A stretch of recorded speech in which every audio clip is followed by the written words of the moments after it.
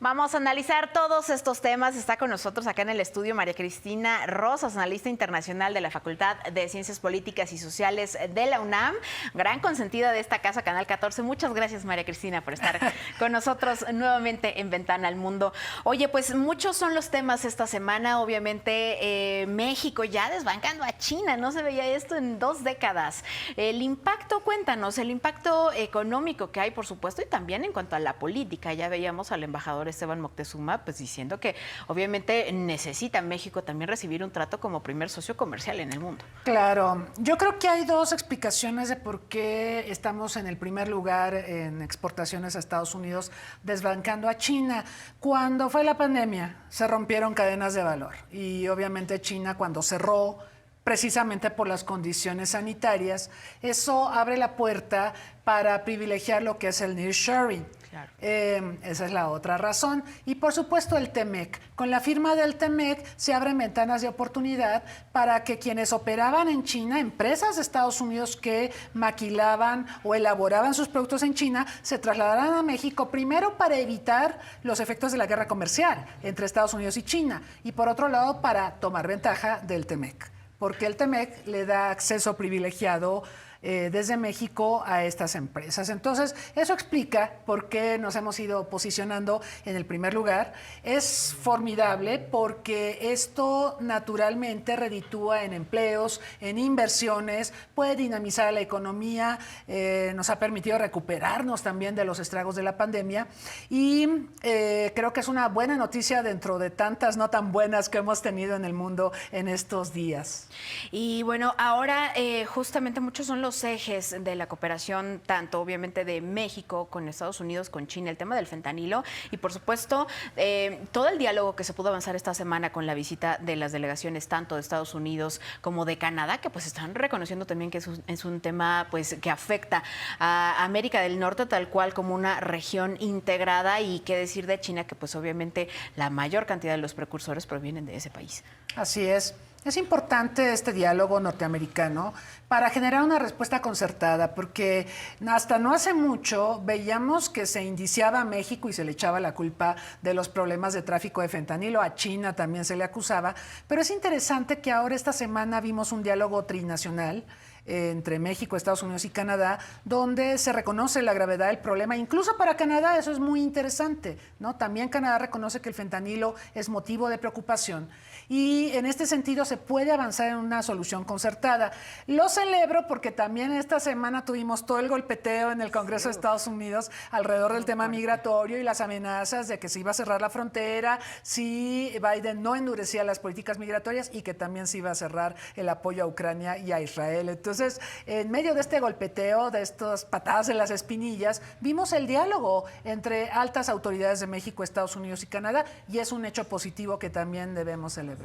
Y ahora, en cuanto al tráfico de armas, se ha habido pues mucha expectación por este tema de las armas de uso exclusivo del ejército que se estarían infiltrando en México hacia el crimen organizado. Avances en esa materia en cuanto a también checar la trazabilidad de estas armas para justamente poder localizar el origen y combatir, obviamente, estas cadenas. La trazabilidad se puede desarrollar muy fácilmente porque todas las armas tienen un marcaje.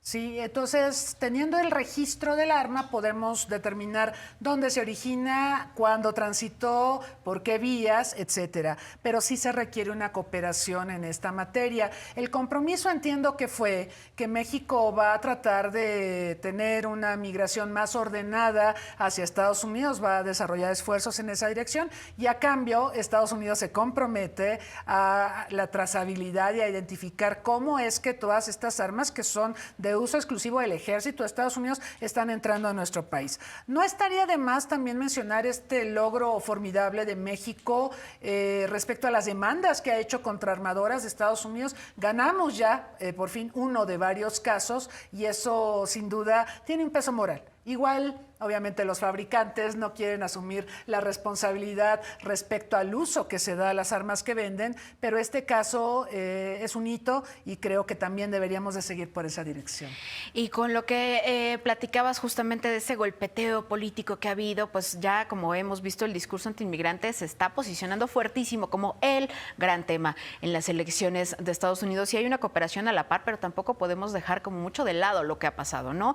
Biden sumándose a esta cuestión pues del discurso de controlar la frontera, la seguridad fronteriza, ¿no? Por todas las presiones que tiene, y a su vez también pues un Donald Trump cada vez más fuerte, que busca también como amarrar un poquito este tema del caos en la frontera y las amenazas que según recibieron varios legisladores por parte del Partido Republicano para echar atrás esa iniciativa, y pues lo fuerte también que está Donald Trump en las campañas, ya ganando Nevada y otros estados. Muy fuerte.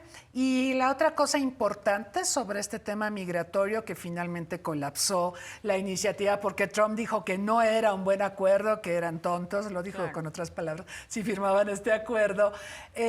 Bueno, revela que Trump está logrando establecer la agenda del proceso electoral y está trayendo a Biden a competir con esa agenda. Lo que necesita Biden urgentemente es establecer su agenda, no limitarse a responder a lo que Trump hace. Porque de otra manera Trump sí se está enfilando a una reelección. Sin duda, pero tampoco tenemos como muchas figuras que sean fuertes políticamente. Esta semana, pues, el presidente Biden criticado también por algunas cuestiones de la salud mental, con algunos olvidos importantes. ¿Cómo vemos al Partido Demócrata en ese aspecto? Difícil que el Partido Demócrata, en mi opinión, busque una alternativa a Biden. Yo creo que nadie se atrevería en el Partido Demócrata a buscar a otro candidato. Es el presidente al final del día. Pero lo que sí creo que se podría hacer es trabajar la figura del vicepresidente. Kamala Harris lamentablemente ha quedado a deber. De hecho, cada vez que ella tiene alguna aparición pública se cae la popularidad de los demócratas. Qué triste, porque teníamos muchas expectativas respecto a Kamala y lo habíamos hablado en otras oportunidades, Claudia.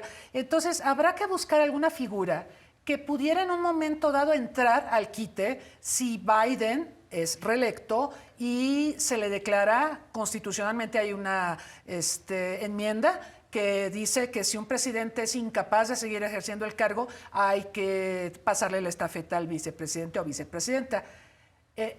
¿Puedo decir posibilidades? Bye, bueno, se está mencionando a Blinken, al secretario de Estado, que es una figura que ha tenido mucha exposición mediática y ha resultado muy importante en todas estas crisis, claro, lo de Ucrania, lo de Medio Oriente, etcétera. Entonces, tal vez, no sé, podría ser un compañero de fórmula, pero esto también depende de muchos consensos dentro del Partido Demócrata y de cómo va evolucionando también la precandidatura de Donald Trump y a quién elige como compañero o compañera de fórmula. Veremos. Pues muchísimas gracias, mi querida María Cristina, por estar con nosotros. Un placer, como siempre, Claudia.